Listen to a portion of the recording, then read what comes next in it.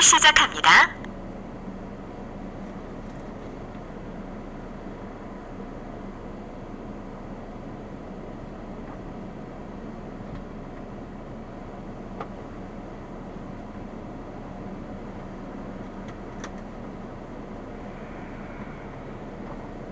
경로 안내를 시작합니다.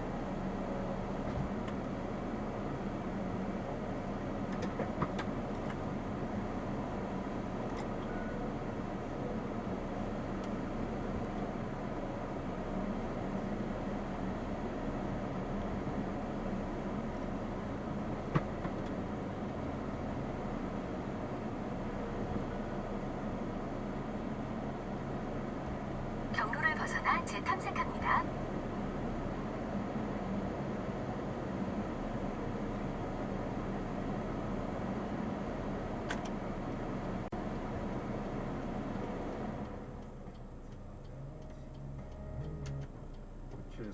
번으로 문자를 보내주시거나 콩 게시판에 남겨주시기 바랍니다. 차종, 연료, 주행거리 함께 알려주시면 더 정확하게 답변해 드릴 수 있겠습니다. 질문 주신 분 가운데 10분께 커피 쿠폰도 보내드리도록 하겠습니다.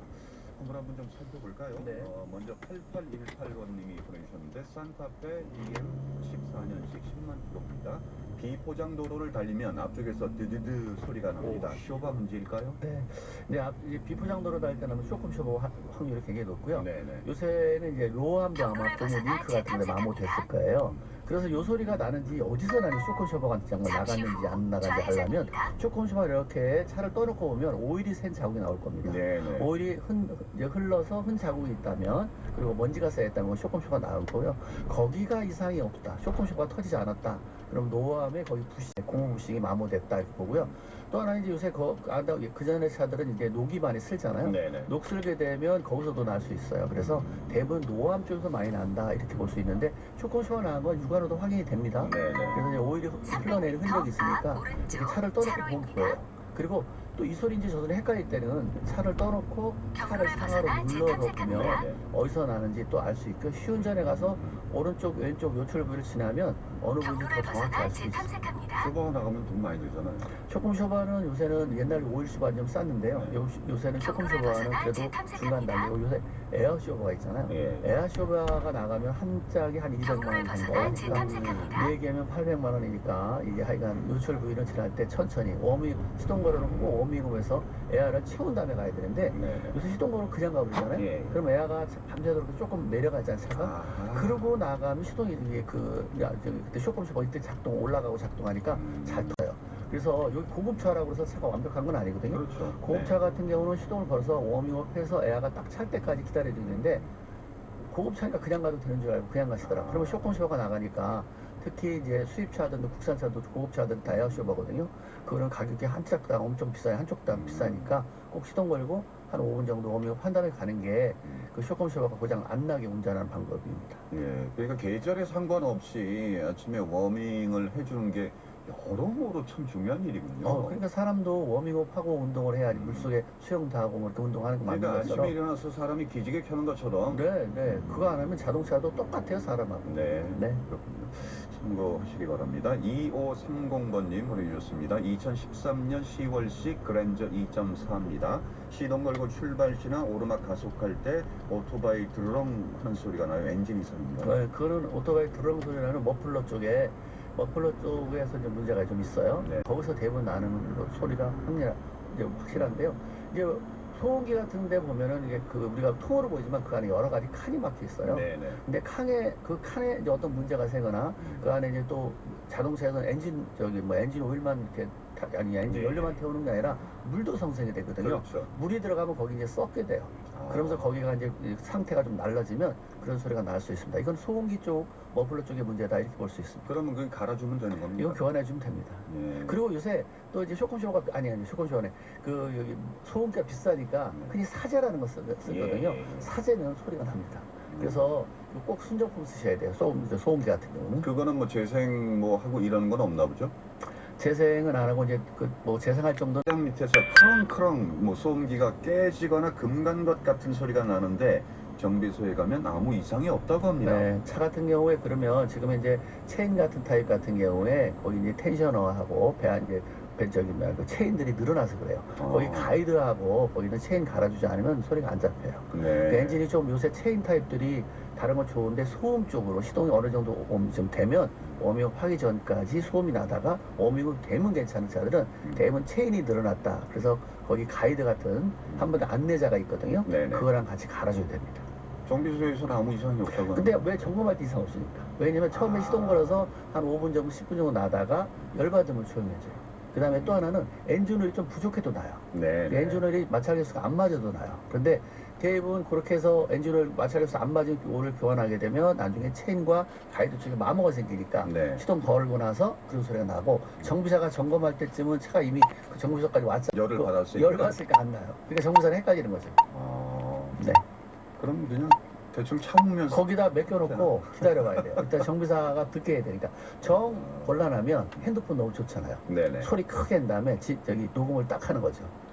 네, 아하. 그리고 정비사한테 알려주면 정비사가 쉽게 감 잡을 수 있어요. 예. 그러면은 이제 소리 날 때 그걸 녹음하셔가지고 정비소에 가서 지금은 안 그런데 시동 걸고 앞으로 나올 때 네. 이런 소리가 난다 네. 확인해달라 이렇게 하면 되겠네요. 그러니까 이제 정비사하고 맨날 이렇게 소통이 잘 안 되는 경우가 있는데 네네. 당연히 정비사는 소리를 들어야지 그렇죠, 고치는데 그렇죠. 만약에 운전자는 듣잖아요. 그럴 때 그쪽 나른 쪽에다가 이제 핸드폰 소리를 높여놓고요. 예, 예. 진동 아니 뭐야 그 저거 뭐야 소음을 녹음하게 되면 소리가 잘 들려요. 그거 보면 정비사는 대강 거의 이제 추적이 가능하죠. 그렇죠. 네. 예. 휴대전화를 참 여러모로 사용을 합니다. 공부할 때도 좋지만 아주 좋아요. 네, 참고하시기 바라고요. 3478번님 보내주셨습니다. 태 XD 35만 킬로미터 타셨고요.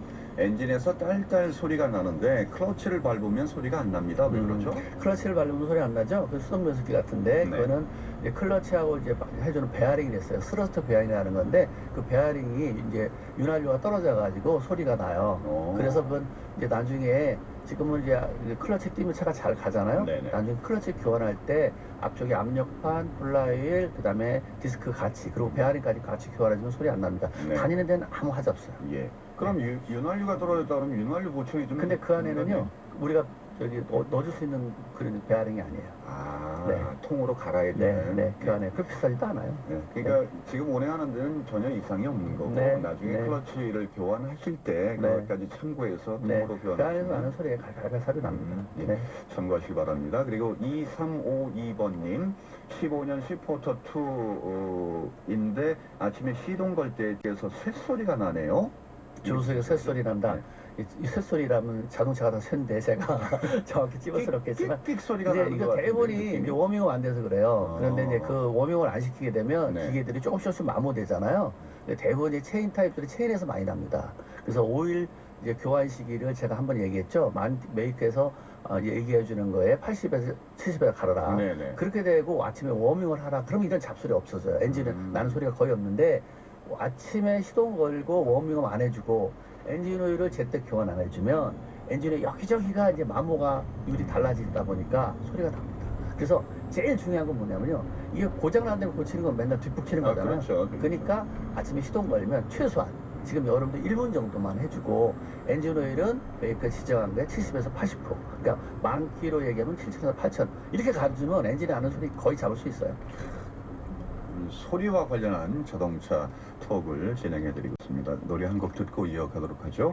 유엔의 노래 파도 들으신 이후에 계속해서 자동차 톡으로 이어갑니다.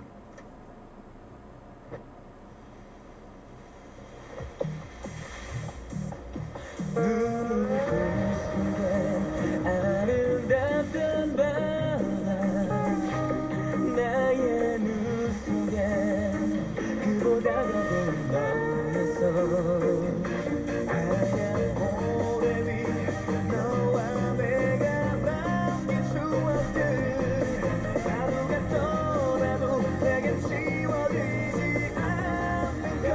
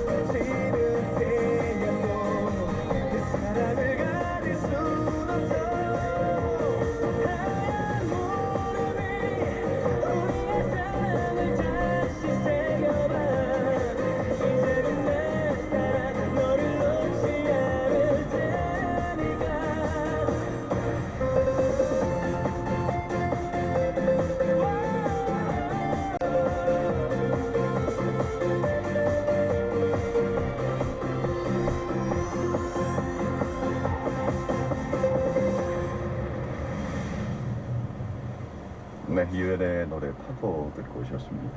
3478번님이 평소에 잘 듣고 있습니다. 자동차 상담 시간도 부족한데 음악은 빼주시면 어떨까요? 하고 보내주셨는데 반영하겠습니다. 다음 주부터는 음악 하지 말고 그냥 쭉 가죠. 쭉 가도록 하고요. 오늘 이 소음과 관련해서 정말 많은 분들이 문의를 주시는데 오늘 하루 가지고는 다 안 될 것 같고 다음 주에도 소음 한 번 더 될 것 같아요. 자, 빨리빨리 하겠습니다. 예, 경희님이 보내주셨는데 모닝 11년씩 16만 킬로입니다. 시동 걸고 있으면 크렁거리는 소리가 나고 에어컨 켜면 소리가 더 심해져요. 어디 고장인가요? 네, 엔진에서 당연히 나는 소리인데요. 네. 이 차 같은 경우 오일 순환이 잘 안 되는 차입니다. 그러니까 오일 교환 시기를 늦췄다든가 아침에 웜을 안 했다든가 그러면 오일 자체가 후에 헤드까지 올라오지 네. 않게 돼요. 그러면 시동 걸을 때 이제 많이 크렁크렁 나고요. 오일 순환이 되면 좀 괜찮아지죠. 당연히 에어컨을 켜게 되면 엔진 힘을 뺏어가니까 네. 보통 한 3마력 정도 뺏어가거든요. 그러다 보니까 힘 딸리니까 또 까르렁까르렁 나요. 그래서 그러고요. 또 하나 이제 이제 플러그라든가 이런 쪽에서 안 좋으면 노킹 비슷하게 소리가 나요. 네. 그러니까 플러그 쪽 한번 확인하시고요. 오일 교환식이라든가 오일 줄었나 양도 한번 체크해 보시기 바랍니다. 예. 자, 그리고 이보은님이 보내주셨습니다. 저는 2018 니로 하이브리드 21,398km 타셨습니다. 몇 달 전부터 시동을 걸고 나서 갑자기 엔진 소음이 있습니다. 하이브리드라 소음이 전혀 없어야 하는데 말입니다. 하이브리드라고 해서 시동이 시동 걸었을 때 소리 없는 건 아니고요. 엔진 따로, 그 다음에 배터리로 하는 게 따로 있어요. 엔진이 네네. 따로 있거든요. 엔진 하는 소리예요.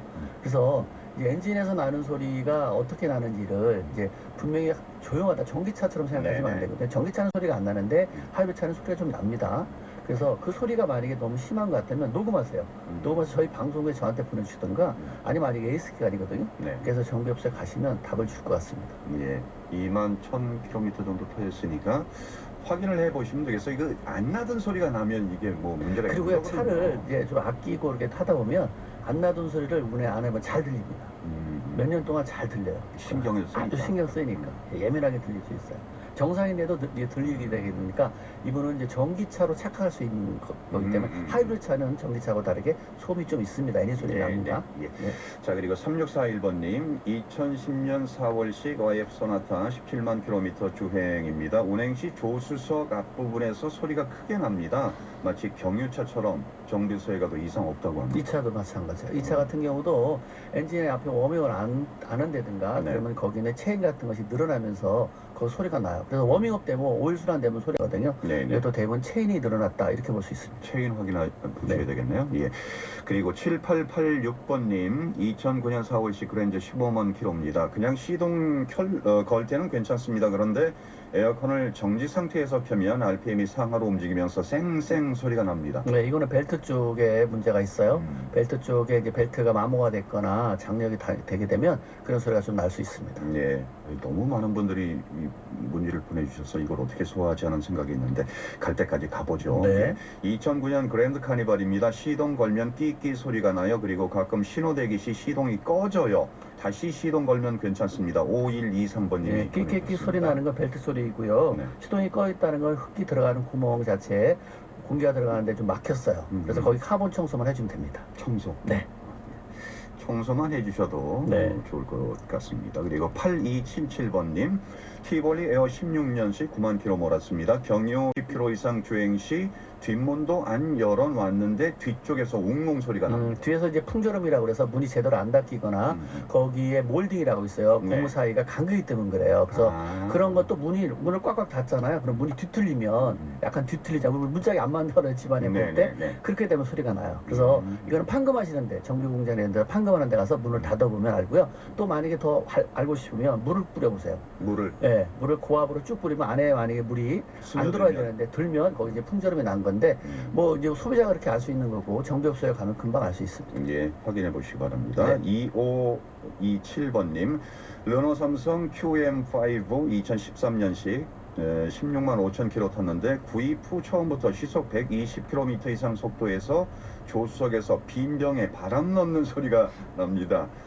서비스 센터 갔는데 원인 모르겠더군요. 원인은 뭘까요? 저도 빈병 나는 빈병 소리라는 건데 아마 이 소리 그렇죠. 나는 것 그런 같은데 이 소리. 소리 같은 바람 소리인데 이거는 시운전을 해보셔야 될 것 같아요. 이 변경 소리는. 왜냐면 이 소리가요, 바람하고 연결되거든요. 그러니까 어디 부품에 변형이 생기거나 아니면 밑에서 조이는 걸 제대로 안 조이게 되면 그런 바람 소리, 빈병에서 바람 들어가는 소리로 나요. 이번 분명히 바람이 이렇게 소리 우리 예전에 예. 병 불어봤잖아요. 네, 병을 이렇게 빈 병을 예. 위에서 이렇게 불면 소리 나죠. 피리처럼 그런 것처럼 한번 날 거예요. 그러면 어디에 부품이 변형이 좀 있었을 거라고 봐요. 이제 일단 확인해 보시면 되겠습니다. 네. 그러니까 빈병에 바람 넣는 소리가 난다. 굉장히 어려운 얘기를 120km 이상 속도에서만 예, 바람 소리입니다. 시운전을 한번 정비사가 한번 해보셔야 되겠네요. 8975번님 2011년 SM5 13만입니다. 주행 중 왼쪽 뒤쪽 타이어에서 귀뚜라미 소리가 들립니다. 센터에서는 괜찮다고 하는데 드럼 문제인 듯합니다. 교체를 해야 하나요? 이거 히타 쪽에 모터라든가 아니면 거기에 끼게 되면 약간 삐리릭 끼리릭 귀뚜라미 소리 이렇게 날 수가 있어요. 그래서 그러거나 아니면 거기에 연결되어 있는 링크들이 조금 마모되거나 아니면 시트 있죠, 시트 뒤 시트 이런데 시트에서 볼트가 풀리게 되면 여기서 귀뚜라미 비슷한 소리가 납니다. 그래서 먼저 시트 쪽에 볼트가 풀렸나 한번 다시 한번 풀렀다 다시 한번 조일 필요 있고요. 안전벨트 거기 관련된 것도 꽉 안 조이면 약간의 소리 날 수 있습니다. 네. 한 번 더 살펴볼 시간이 될 것 같아요. 6643번님 브레이크 밟으면 크크 소리 납니다. 그거 나죠. 내리막길에 더 많이 날 수 있어요. 네. 이런 것들은 뭐냐면 이제 드럼하고 디스크나 이렇게 해서 이제 거기 마찰되면서 나요. 그래서 무게가 나는데 거기 디스크가 마찰이 한마디로 강화돼서 그렇거든요. 네, 디스크를 이제 한마디로 샌드페퍼로 싹 닦아주면 되는데 아니면 영원히 안 나게 하려면 디스크 갈고 이제 브레이크 라이닝을 얇은 걸로 껴주면 소리 안 납니다. 영원히 안 납니다. 영원히 안 나지 않으면 오래 안 납니다. 알겠습니다. 오늘 여기까지 해야 되겠네요. 고맙습니다. 네, 감사합니다. 네, 박병일 병장과 함께한 자동차 톡이었습니다. 다음으로 소리와 관련한 그런 상담으로 계속 이어갈 예정이니까 다음 주에도 많이 참여를 해주시고요. 자, 생생라디오 매거진 1부는 여기서 인사를 드리고 1시 5분 2부에서 다시 뵙겠습니다.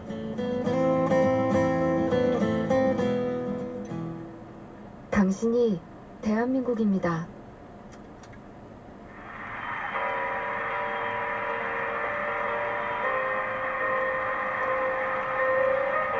김선순입니다. 안내봉사요. 어르신들 오시면 표도 안 사시고 지금 저기서 들어가시려고 여기서 돈을 내놓는 거예요. 그래서 아니라고 이렇게 모시고 왔거든요. 그런 봉사하고 있습니다. 보람 있죠. 이렇게 비슷한 어르신들 더 연세 드신 분들한테 많은 게 인생 공부가 됩니다. 그래서 이러고 나오죠. 연륜이 있으셔서 살아나온 저기 같은 거 대학원 나온 것보다 더 아주 많이 배웁니다. 내가 힘이 있을 때 건강하고 그러면 그때까지 할 거예요, 진짜. 재밌어요. 난 내가 좋아서 봉사 나옵니다. 당신의 오늘이 대한민국 100년의 역사입니다.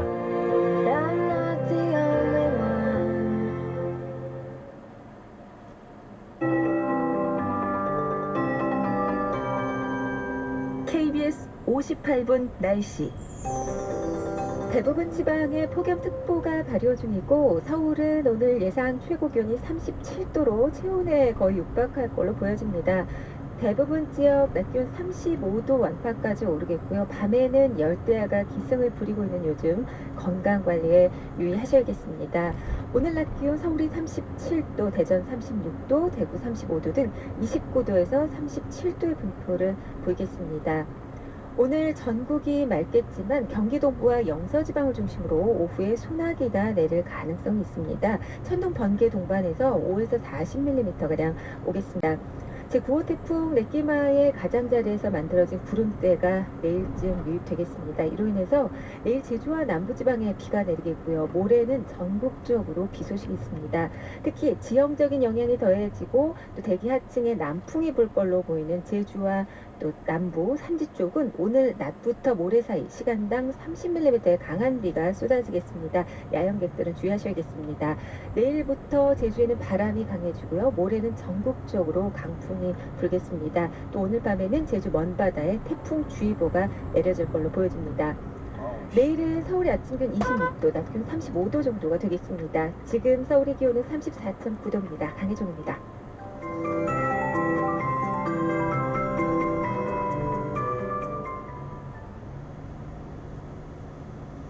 정성을 다하는 국민의 방송 KBS 제1라디오가 한시를 알려드립니다. AM 882kHz, FM 94.7, 89.9MHz, KBS 대전 제1라디오입니다. HLKI.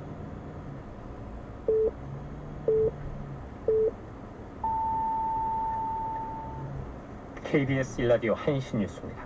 북한이 오늘 새벽 또다시 단거리 미사일로 추정되는 발사체 2발을 동해상으로 발사했습니다. 합동참모본부는 오늘 새벽 5시 34분과 50분쯤 북한이 함경남도 함흥 일대에서 동해상으로 단거리 탄도미사일로 추정되는 발사체 2발을 발사한 것으로 포착했다고 밝혔습니다. 이번 발사체의 고도는 약 48km, 비행거리는 400여 km, 최대 속도는 마하 6.1 이상으로 탐지됐고 한미 정보당국은 정확한 재원을 정밀 분석하고 있습니다.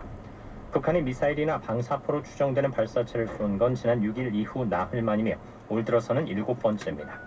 북한은 지난 5월 4일과 9일 잇따라 북한판 이스칸데르로 불리는 KN-23을 했습니다. 이어 지난달 25일과 31일, 이달 2일과 6일에도 장소를 바꿔가며 단거리 발사체를 각각 2발씩 발사했습니다. 북한이 오늘 새벽 동해상으로 발사체 2발을 발사한 것에 대해 미국 정부 고위 당국자는 관련 보도를 인지하고 있습니다. 않아요. 근데 얼마나 빨리 예측하느냐라는 게 이제 중요하겠죠. 뭐 지진은 이제 뭐 아나운서님 더 잘 아시겠지만은 지진이 P파와 S파 두 가지로 나눠집니다. 근데 이제 P파가 오고 나서 S파가 그 다음에 오는데 S파가 워낙 흔들림이 심해서 이제 큰 피해가 온단 말이에요. 그러니까 지금까지는 지진 예측 시스템이 다 P파를 빨리 감지를 해서 S파가 오기 전에 빨리 알려주는 거예요. 그러면 최소한 그 시간 동안에 사람들이 대피를 할 수가 있잖아요. 근데 이게 한 뭐 길게는 10분에서 40분 정도의 길인데 이때 이제 피하게 되는 것인데 지금까지는 이걸 하기 위해서는 GPS 센서가 상당히 비싼 게 필요했어요. 근데 최근에는 우리가 스마트폰을 다 들고 다니잖아요. 그 스마트폰이 다 센서인 거예요. 그러니까 이걸 활용해서 특정 지역에 있는 스마트폰이 한 번에 흔들린다. 이런 걸 예측을 하는 거예요. 그렇게 되면은 비싼 장비가 필요 없이도 저거는 조금 특이한 패턴인 것 같은데 그래서 그 지역에 있는 사람들에게 바로 자기가 갖고 있는 스마트폰에 푸시를 지금 이게 지역에 지진이 오른 예상이 됩니다. 그러니까 빨리 좀 대피하세요. 이런 것들을 하게 되는데 이런 솔루션이 이제 일본을 중심으로 아무래도 이제 지진이 많이 나다 보니까 그런 부분에서 실제 조금 상용화 단계에 좀 이르고 있고요. 이런 걸 통해서 향후에는 이제 개발도상국들 그러니까는 이런 어떤 비싼 장비를 가지지 못하는 어떤 나라들에서도 쓸 수 있는 좀 제품으로 지금 만들어지고 있다. 그러니까 누구나 들고 있는 이 휴대전화 자체가 센서가 돼서 그 빅데이터를 통해서 모든 걸 예측할 수 있는 그런 형태. 오, 굉장하네요. 정말 좋은 아이디어들이 많이 나오고 있는 예전에 우리가 이제 그 백두산 그 화산 분화에 대한 그런 화제가 계속 됐고 지금도 얘기가 많이 나오고 있는데 거기에다가 뭐 카메라 같은 걸 설치를 해서 이게 뭐 애플리케이션하고 연동을 시켜가지고 그 전조도를 좀 확인하면서 예보를 해보자 뭐 이런 얘기들이 많이 있었거든요. 비슷한 개념인 것 같은데. 네, 그렇죠. 이제 그런 발전된 이유가 센서 자체가 이제 보급화돼서 저렴해졌다라는 게 아주 큰 포인트고요. 그리고 스마트폰의 센서 자체가 워낙 예민해지고 좋아지다 보니까 이걸 활용하는 다양한 기술들이 좀 늘어나고 있다고 볼 수 있을 것 같습니다. 지금은 이제 예보 측면에서 좀 몇 가지 지진, 뭐 홍수, 침수 뭐 이런 말씀을 해주셨는데. 이걸 더 활용하면 예전에 뭐 삼풍백화점 붕괴되고 거기서 뭐 구조하느라고 오랫동안 뭐 고민하고 또 지진 현장 가서 또 구조대 가서 뭐 노력하고 이러는 모습 볼 수 있는데 그런 조난자들의 구조라든가 이런 분야에도 충분히 활용이 가능하겠는데요? 물론이죠. 예를 들면은 그 시대 때 아까 말씀하셨던 백화점이 무너질 때 만약에 지금처럼 모든 사람이 거의 스마트폰을 다 가지고 있다 라고 하면은 거기에 있는 위치 정보 센서가 워낙 요즘에는 예민해서 특정 건물 안에 들어있는 사람의 위치까지도 파악할 수 있어요. 그럼 그런 걸 통해서 예를 들어서 어떤 그 구조를 갈 때 거기에 사람이 있는지 없는지를 고민하고 하는 게 아니라 정확한 스마트폰 위치를 통해서 미리 점을 찍어놓고 그 위치를 찾아갈 수 있는 이런 것들이 있는데 실제로 이제 일본에서 특정 지진이 났을 때 그 지진이 난 위치에서 쇼핑 시설들의 혼잡도를 계산하는 부분에서 이미 좀 활용이 되고 있습니다. 그래서 뭐 어디에서 피해야 된다라고 하면 피할 때도 그냥 대피하세요 이러면은 많은 사람들 혼란을 겪을 수가 있잖아요. 어떤 특정 지역부터 미리 방송을 하는 이런 것까지 좀 상용화가 되고 있고요. 그래서 결국에는 많은 사람들 도움을 주는 역할. 그리고 또 궁금한 것 중에 하나가 그럼 과연 그 사람이 그 지역에 있으면 안전한가 안 안전한가 이런 게 궁금하잖아요. 예를 들어서 그래서 요즘에는 전 세계 글로벌 서비스 SNS 서비스들에서 특정 지역에 큰 사고가 났다. 그럼 그 지역에 있는 사람들한테 푸시를 줘서 본인이 안전한지 괜찮은지를 알려주세요라고 하는 서비스를 만들어냈어요. 그럼 내가 거기다가 안전합니다 쓰면 내 SNS 친구들이 내가 그 지역에 있는데 나는 안전해요라는 걸 알려줄 수가 있는 거예요. 그러니까 결국에는 많은 사람들에게 걱정을 좀 끼치지 않는 이런 것들도 있고 또 글로벌 사이트 같은 경우는 조금 더 발전시켜서 내가 정말 거기에 있는 사람들 생사 여부 좀 알고 싶다라는 걸 이제 일종의 요청을 하면 아까 말씀드린 스마트폰 데이터나 위치 움직임 이런 것들을 분석을 해서 이 사람이 지금 안전한 것 같습니다. 혹은 이 사람이 지금 특정 위치에서 신호가 끊기고 몇 시간 이상 지금 안 됩니다. 이런 것들을 맞춤으로 알려주는 서비스까지 IT 기술을 통해서 이제 알려주고 있는 상황이라고 볼 수 있을 것 같습니다. 그런 것들이 좀 상업적으로 이용을 한다면 예, 사람들의 그 흐름, 유동 인구, 파악 뭐 이런 것들을 충분히 활용할 수 있다면 뭐 점포를 매장을 어디다 낸다든지 이런 것들로도 응용이 가능하네요. 네, 충분히 가능하고요. 그 부분이 소위 마케팅 빅데이터 쪽에서 아주 쓰이는 용역인데 거기서 이제 한 가지가 그럼 개인 정보를 어디까지 볼 것인가라는 게 있어요. 그래서 이런 지금 말씀드린 그 재난 관련 서비스는 반드시 개인 정보를 동의받은 사람들에게만 할 수 있는 상황이라고 볼 수 있을 것 같고요. 마케팅용은 그래서 개개인이 누구인지까지는 안 하고 그냥 있다 정도까지는 지금 사용되고 있는 상황입니다. 예. 근데 안전과 관련한 문제는 개인의 동의의 그 범주가 좀 넓어져야 되는 거 아닌가 하는 생각이 드는데요. 그래서 예를 들어서 최근에 나오고 있는 것 중에 하나가 미아 찾기 서비스들이 있는데 그런 것들을 위해서 보통 요즘에 어린이집 같은 데서는요 모든 아이들한테 미리 등록을 해놓으라고 그래요. 그래야지 찾을 수 있거든요. 그래서 말씀하신 것처럼 개인정보 중에서 정말 위험한 상황이 됐을 때는 약간 법적으로나 이런 이슈에서 그럴 때는 좀 의무적으로 찾아야 된다는 것도 충분히 가능한 상황이라고 볼 수 있습니다. 왜냐면 데이터는 다 있는데 어디까지 열어줄 것이냐의 문제이기 때문에요. 그런 부분은 충분히 개선 가능하지 않을까라고 예상해 볼 수 있을 것 같습니다. 그러면 이제 어떤 재난이 온다든가 뭐 이럴 때 그 재난에 대비하는 그런 자세들, 그런 방법들도 전면적으로 바뀌는 그런 상황도 되겠네요. 네, 그렇죠. 이제 반대로 얘기하면 그렇기 때문에 또 통신 인프라나 이런 건 갈수록 더 중요해질 수밖에 없는 것 같아요. 왜냐면 사고가 났는데 통신이 다 끊어버리면 아무것도 못 하잖아요. 그래서 이런 기술들이 발전하면서 인프라도 같이 발전하고 또 어떤 내가 거기에서 위험을 당했을 때 위험을 내가 알리는 방법 역시도 우리가 스마트 시대에 좀 익숙해져야 되지 않나. 예를 들면 스마트폰을 통해서 다양한 위치를 보낸다든지 이런 것들을 좀 미리 이런 기술이 있다는 걸 알아놓으면 확실히 조금 더 도움이 위급한 상황에서 도움이 될 수 있지 않을까 생각해봅니다. IT의 세계가 알면 알수록 신기한 것들이 더 나오는 것 같아요. 다음 주 또 기대하겠습니다. 고맙습니다. 감사합니다. 인사이트 연구소 김덕진 부소장과 함께했습니다. 생생라디오 매거진 함께하고 계십니다. 1시 30분 15초 막 지나고 있는 시간인데 교통정보센터 연결해서 도로 상황 살펴보고 이어가도록 하겠습니다. 공인혜 씨. 네, 이 시각 교통정보입니다. 더위에 집중력 잃지 않도록 주의 운행하셔야겠습니다. 중부 내륙고속도로 양평 쪽이고요. 현재 감곡 부근 1차로에서 사고를 처리하고 있어서 뒤로 1km 구간 정체가 되고 있습니다. 이전으로 북산 갓길에서도 고장난 대형 화물차를 처리하고 있고요. 경부고속도로 부산 쪽은 천안 휴게소 부근으로 15km 구간이 꽉 막혀 있는데 이후 천안 분기점 갓길에서 화물차가 고장으로 서 있기 때문에 혼잡함을 더하고 있습니다. 더 가서 옥산 부근과 비룡 분기점 일대로 속도가 떨어지고요. 서울시 구간인 반포에서 서초 사이로는 양방향이 정체입니다. 영동고속도로 강릉 쪽 동래터널에서 봉평터널까지 10km 구간이 꽉 막혀 있는데 현재 두내터널 안 1차로에서는 사고를 처리하고 있으니 주의 운행하셔야겠고요. 정체는 모두 46km 구간입니다. 마성터널 부근에서 양지터널 사이와 덕평에서 여주 휴게소 쪽으로 다시 원주에서 새마을까지 각각 밀려 지나고 있습니다. KBS 교통정보센터였습니다.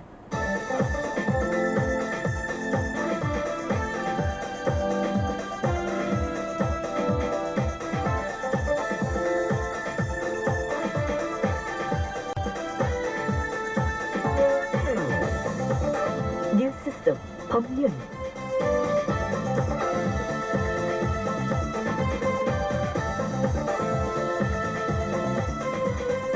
네, 뉴스 속 사건의 법리 해석하는 시간이죠. 뉴스 속 법률, 오늘도 정의원 변호사와 함께하겠습니다. 어서 오십시오. 네, 안녕하세요. 정의원 변호사입니다. 오늘 어떤 사건, 어떤 얘기입니까? 네, 이번 사건에도 사건 소개로 들어가기 전에요. 한 가지 짚어볼 내용이 있는데요.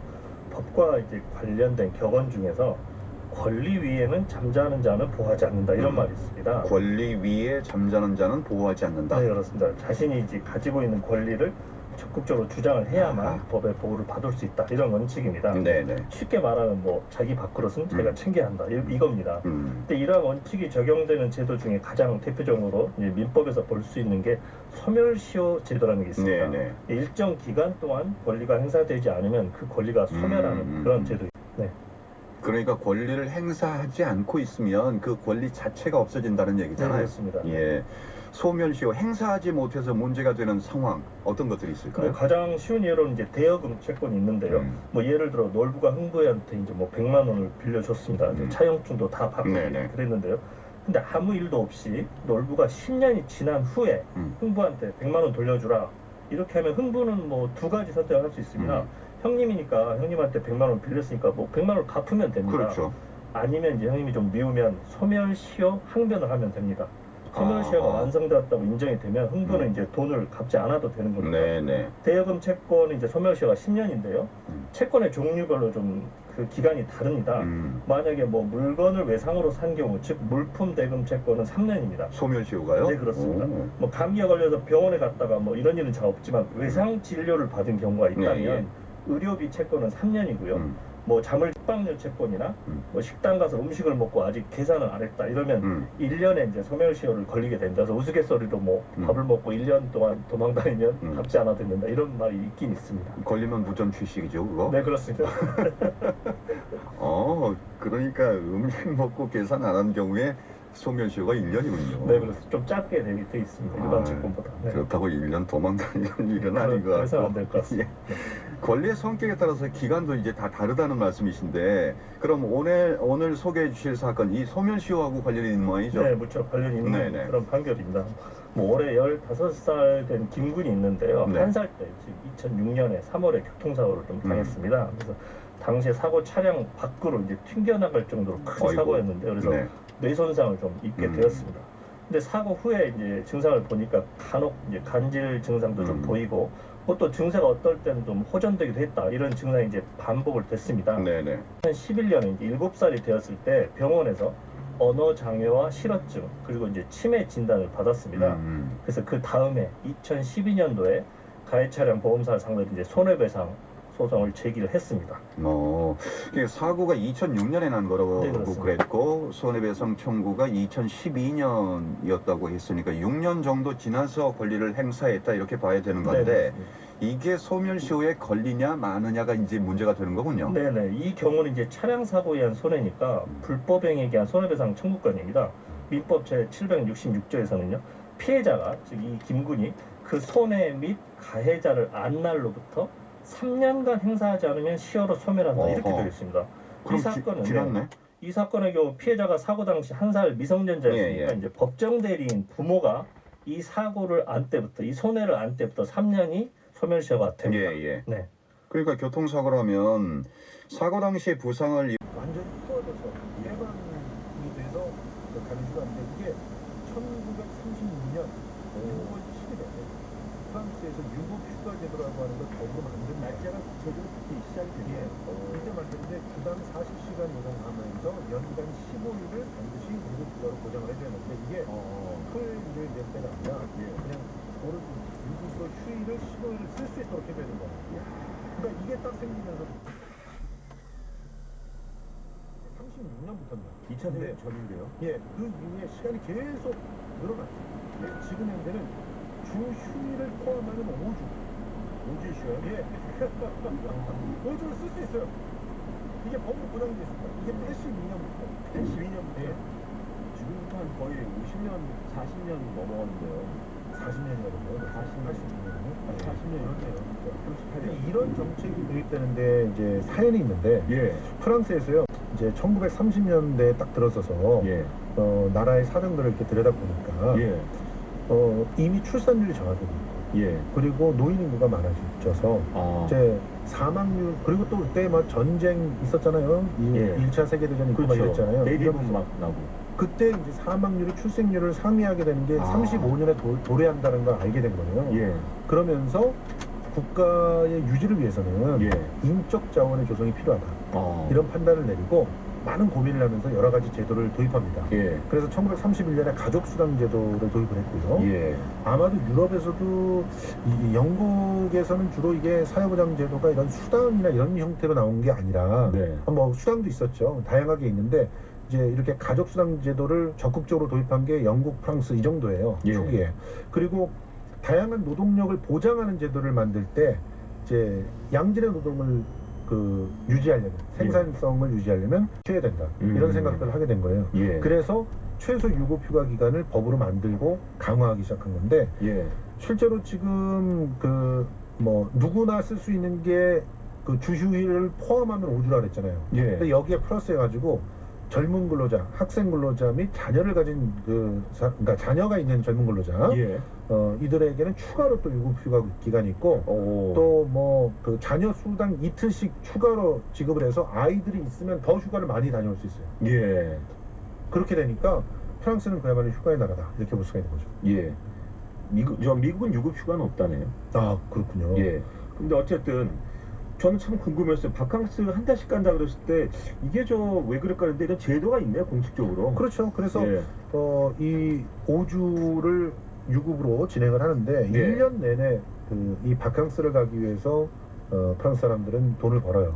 그리고 바캉스에서 쓰죠. 그날 왕처럼 씁니다. 그리고 충분히 쉬다가 다시 돌아와서 또 1년을 열심히 또 일을 하죠.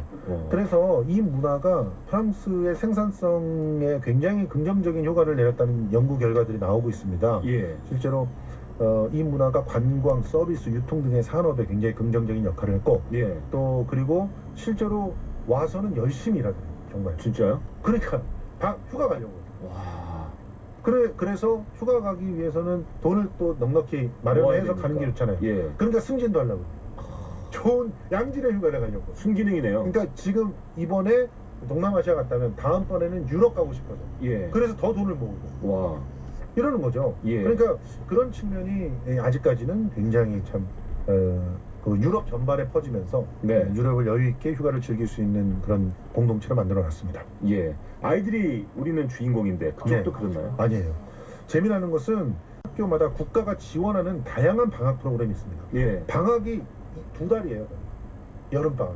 우리 어렸을 때 그랬어요. 그러니까 이렇게 2달이니까 결과적으로 그 시기에 부모들이 거의 잡혀 있으면 안 되잖아요. 그래서 캠프나 이런 것들을 다양하게 보내주는데 콜로니 드 바캉스라는 프로그램인데 1000만 명이 넘는 아이들이 3만 개가 넘는 캠프에 참여를 해서 소득별로 다양하게 갈 수 있는데 그래서 부모는 부모끼리 휴가를 방해받지 않고 즐길 수 있고 대신 강아지들이나 고양이들은 이 국가가 챙겨주지 않잖아요. 그렇죠. 그러다 보니까 강아지, 고양이들은 호텔에 맡겨서 한 달 이상씩 케어를 할 수 있는 자본이 있는 사람들은 그렇게 하지만 그렇지 않은 분들은 버리고 가다 보니까 문제가 많이 생기는 거죠. 자, 여기서 노래 한 곡 듣겠습니다. KBS 제일라디오 주말 생방송 정보쇼 1부 모모의 기원 김성수 사회문화평론가와 함께하고 있는데요. 클리프 리차드의 썸머 할리데이 듣고 이야기 계속 나누겠습니다.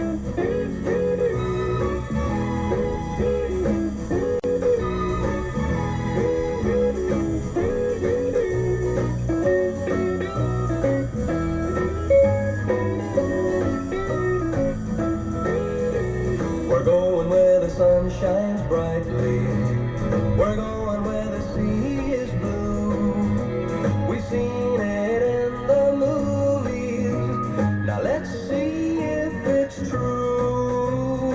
Everybody has a summer holiday, doing things they always wanted to.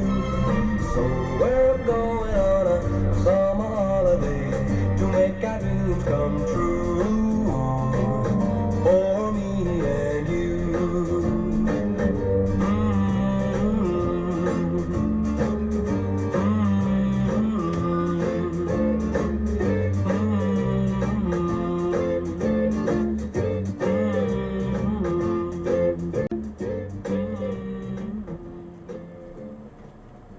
네, 클리프 리차드의 썸머 홀리데이 이렇게 들으니까 또 이 노래가 의미가 있네요. 바캉스하고 연결해서. 그렇죠. 예.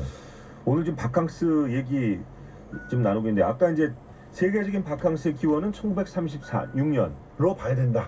예. 프랑스로 보고. 예. 그럼 우리는 언제로 봐야 돼요? 우리는 사실은 그 철학 자체가 예. 이 바캉스와 거리가 멉니다. 예. 지금 있잖아요. 원 버는데 반도체를 1톤 만들면 13억 번 부가가치가 높다는 거죠. 예. 그래서 이제 선언을 했는데 이 당시 재밌는 게 일본에서 콧방귀도 안 껴요. 예. 이래가 어떻게 그걸 만드냐 그러는데 20년 걸린다. 그래서 안 될 거다 이렇게 얘기했는데 삼성 신화가 그때 시작된 겁니다만 예. 1년 만에 공장 건설, 제품 생산, 수출까지 해내요. 그러면서 이제 뒤집기가 시작됐는데 예. 2000년대 이후에 완전히 뒤집기가 성공을 해서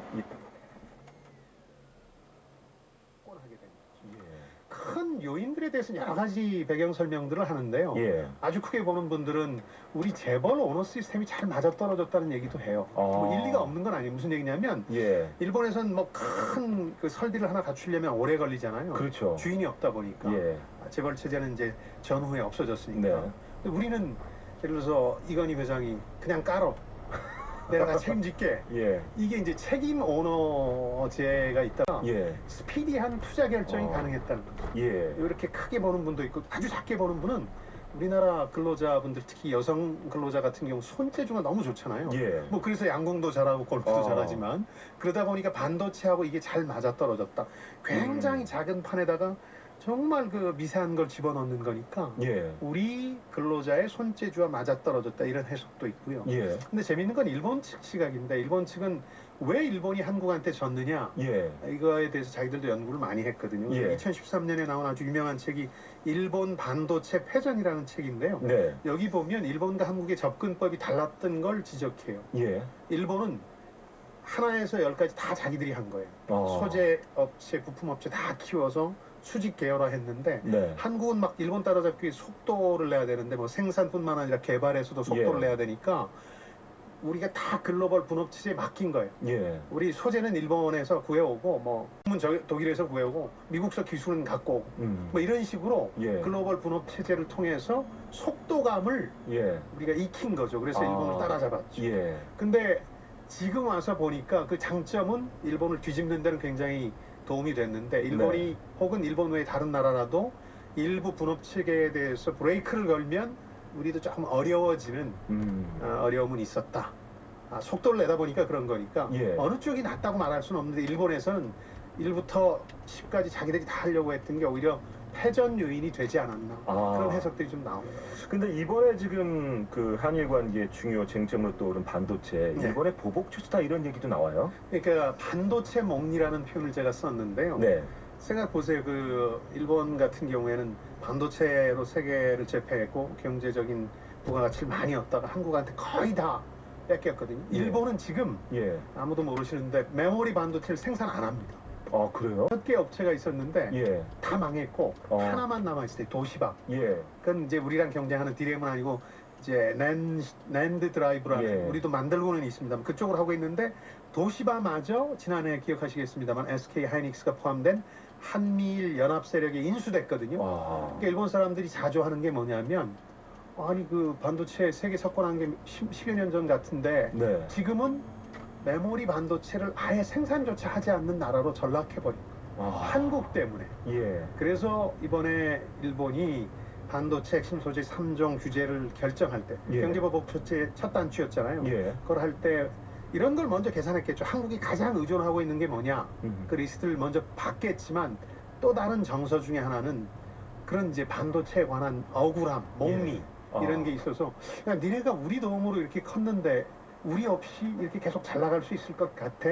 하는 감정적인 부분도 있다 이렇게 봐야 되겠죠. 문제는 이제 그 일본의 목리에 대해서 우리가 수입 대체선을 마련하는 건데 가능한가요? 지금 하고 있는 단계를 말씀드리면 지금 8월 중에 하고 있는 게 국산이 이미 생산되고 있었어요. 그래서 그래요? 네, 그렇습니다. 한 두 군데서 생산하고 있었는데 다만 품질과 납기에 대해서 일본에 비해서 좀 뒤처졌다 이런 평가가 있었기 때문에 이걸 계속 실험하고 있거든요.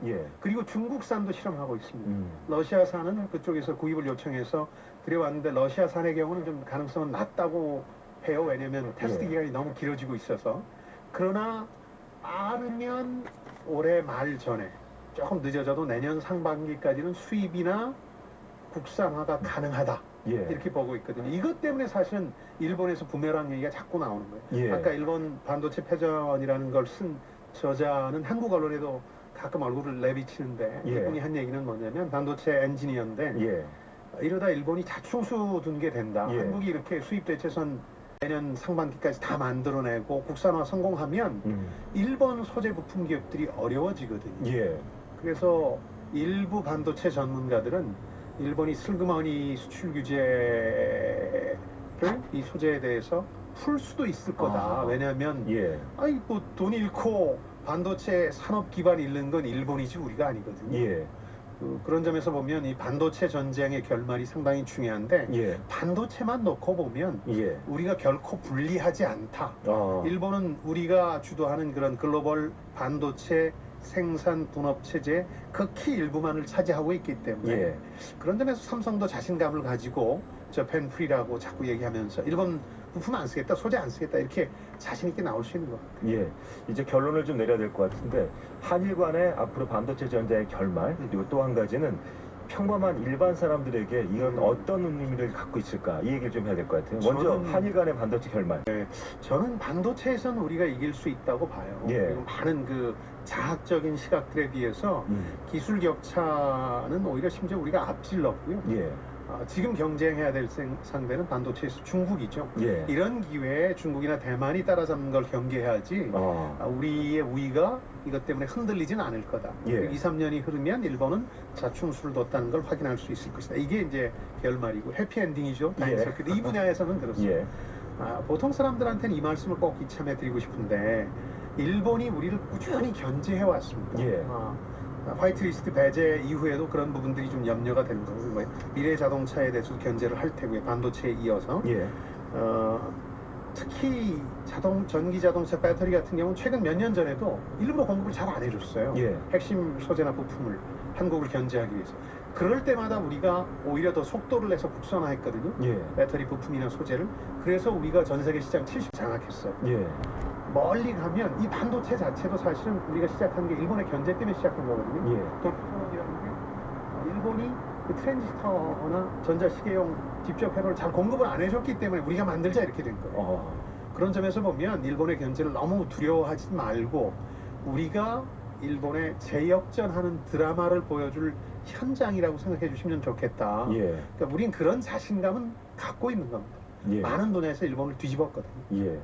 자, 오늘 김방의 생활경제 첫 시간 반도체에 대한 얘기 들었는데 느낌이 성공 예감입니다. 그렇습니까? 다음 시간에 어떤 얘기 해줄까요? 다음은 요즘 환율에 대한 불안감이 높아지고 있으니까 환율 얘기 좀 해보죠. 알겠습니다. 다음 주 기대하겠습니다. 네, 고맙습니다. KBS TL라디오 주말 생방송 정보쇼 2부 오늘 김방의 생활경제 첫 시간 김방희 생활경제연구소장님과 함께했습니다. 이어서 이 시각 교통 상황 알아보겠습니다. KBS 교통정보센터 연결하겠습니다. 8월의 두 번째 주말 더위를 피해 나들이 가는 차량들이 많았는데요. 오후 시간이 되면서 규경 정체가 서서히 늘고 있습니다. 서울 양양고속도로 역시 서울 방면 정체가 늘고 있는 가운데 먼저 양양 방면으로 사고가 났습니다. 가평 휴게소 부근에서 1차로를 막고 사고 처리 작업을 하고 있습니다. 이 때문에 설악 일대 4km 구간에서 속도 많이 떨어져 지납니다. 반대 서울 방면으로는 동산요금소에서 남춘천 사이와 서종 부근, 이후로는 덕소 3패부터 강일 사이로 속도 줄여 지납니다. 경부고속도로 서울 방면으로는 먼저 옥산 분기점에서 청주 휴게소 사이로 정체 길어져 있습니다. 이후로 오산 부근에서도 사고가 났는데요. 2차로와 3차로가 막혀 있는 만큼 이 오산 일대 4km 구간에서 정체 심합니다. 더 가서 또 기흥에서 수원 사이와 판교 분기점 부근, 다시 달래내곡에부터 반포까지 정체입니다. 그 밖에 서울 외곽고속도로 구리에서 판교 쪽으로 성남 부근 1차로에서도 사고가 나면서 많이 혼잡합니다. KBS 교통정보센터에서 김민희였습니다. 네, 김민희 씨 감사드리겠습니다. 문자 지금 막 주셨어요. 0060님께서 성공예감 김방희님 매일 아침 방송 듣다가 토요일 오후에 깜놀했습니다 했습니다. 반갑습니다 하셨습니다. 예, 감사드리겠습니다. 4883님 더위에 김방희 소장님 목소리 들으니 더위가 싹 힐링이 하셨습니다. 6136님은 저희는 경찰 부부인데 10번째 결혼기념일에 맞춰서 여름 휴가 내려고 했는데 형사 남편이 사건으로 바빠 주말도 출근했어요. 날 더운데 CCTV 보고 다니는 남편 응원하고 사랑합니다 하셨습니다. 5252님 자파점하는 최미영입니다. 손님이 너무 없어서 마음이 상한답니다. 좋은 날이 빨리 왔으면 좋겠습니다. 그리고 라디오 들으면 조금 나아요 하셨고요. 1045님 광진구 36도 뜨뜻합니다. 뜨뜻해요 하셨습니다. 예, 계속 문자 보내주십시오. 자, SES의 노래 달리기 듣겠습니다.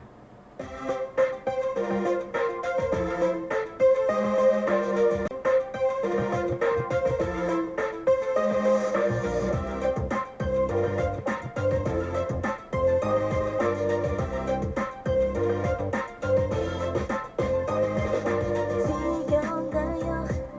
힘든가요?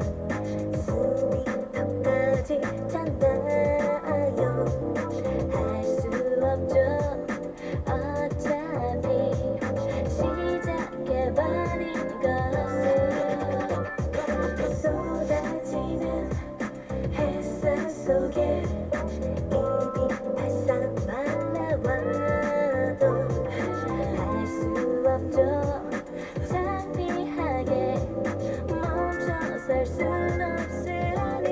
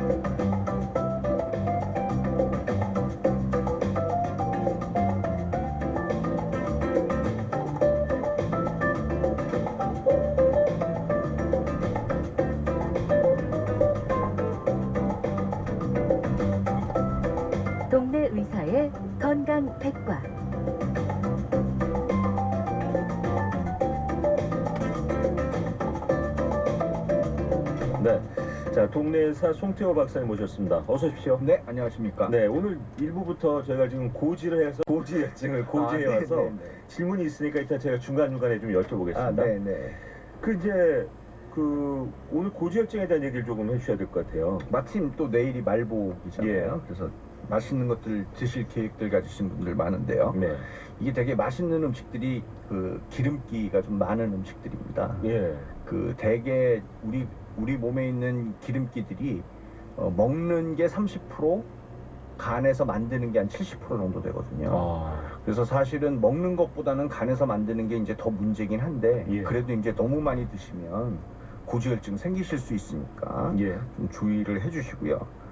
제가 항상 중요하게 생각하는 게 이제 정의잖아요. 그죠? 예, 고지혈증이라는 거는 이제 피 속에 기름기가 많아서 동맥경화성 질환을 일으킬 수 있는 위험이 높은 상태를 이야기를 합니다. 근데 이제 이게 고혈압, 흡연, 그 다음에 고지혈증, 당뇨 이런 것처럼 이 동맥경화의 이제 위험 요인이죠.